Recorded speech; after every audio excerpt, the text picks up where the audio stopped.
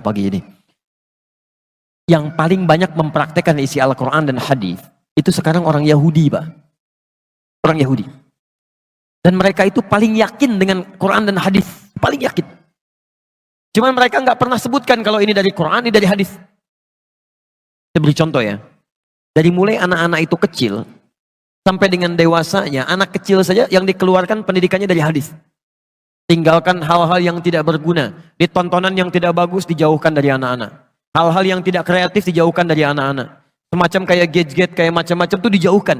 Yang didekatkan tuh yang bisa menstimulasi otaknya, ya potensi kecerdasannya, dan peluang potensi-potensi kebaikan yang lain.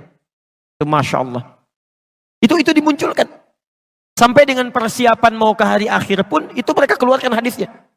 Nabi pernah menyampaikan, tanda-tanda akhir zaman diantara puncaknya akan terjadi peperangan besar.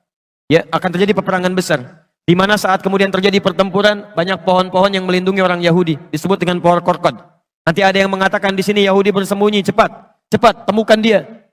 Anda tahu apa yang terjadi? Sampai dengan hari ini, banyak orang Yahudi menanam pohon-pohon yang disebutkan di hadis tadi.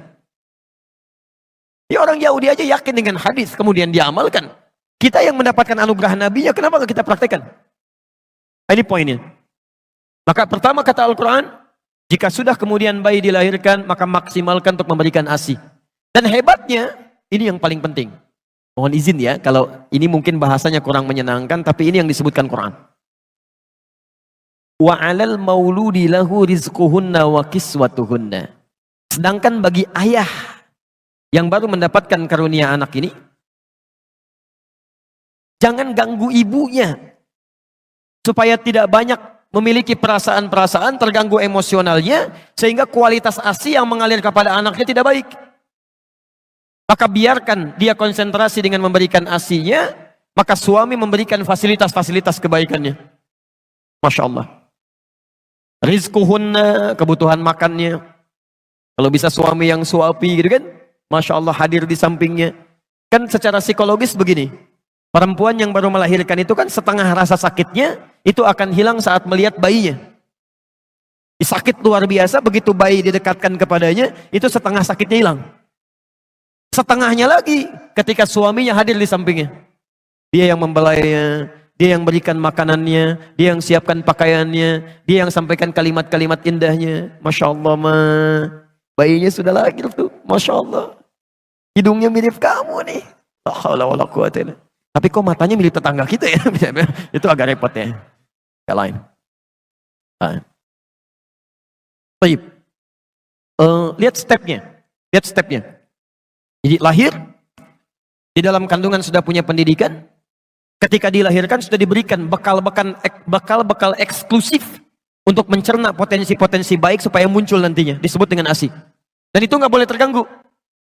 Seorang ibu terganggu emosionalnya ketika memberikan ASI, maka akan berdampak pada kualitas akan potensi yang dia dapatkan. Nah, yang paling menarik, saya mau berhenti di titik ini dulu. Sekarang mari kita lihat bagaimana sunnah-sunnah Al-Quran ditunjukkan lewat keluarga Imran yang dimintakan pada kita untuk mempraktekannya. Selain ASI, apa yang dilakukan?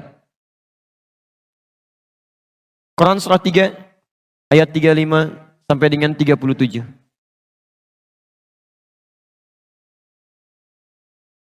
Barangkali kebanyakan anak-anak kita ada di fase ini nantinya.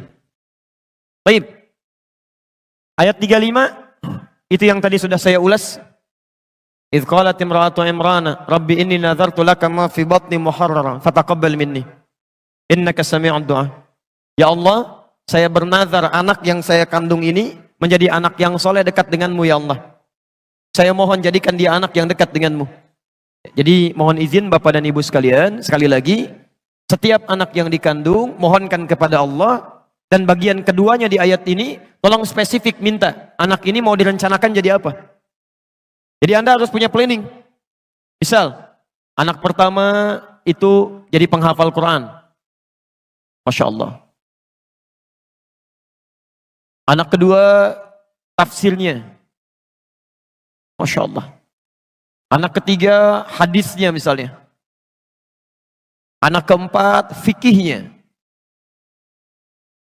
Wah, ini kalau dikabulkan oleh Allah Subhanahu wa taala indah sekali. Begitu punya persoalan, nah anak pertama apa ayatnya?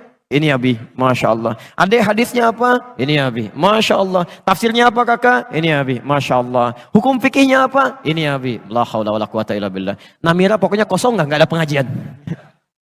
Habis nih. Ini indah. Yang Anda mulai rencanakan. Nah sekarang ayat 36-nya. Selain sunnah yang ini, teruskan. Falamma wada'atha. Tatkala bayinya dilahirkan. Qalat rabbi inni wada'tuha untha. Kemudian orang tua mulai berdoa lagi kepada Allah Subhanahu wa taala setelah menerima tentang kelahiran ini, baik laki-laki atau perempuan. Hannah pernah berkata, ya Allah, yang lahir perempuan ya.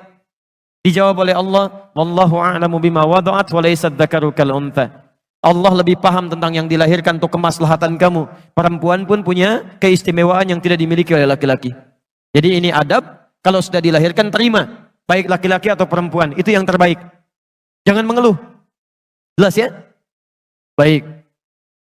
Apa yang dilakukan? Kemudian, wa inni sammaitu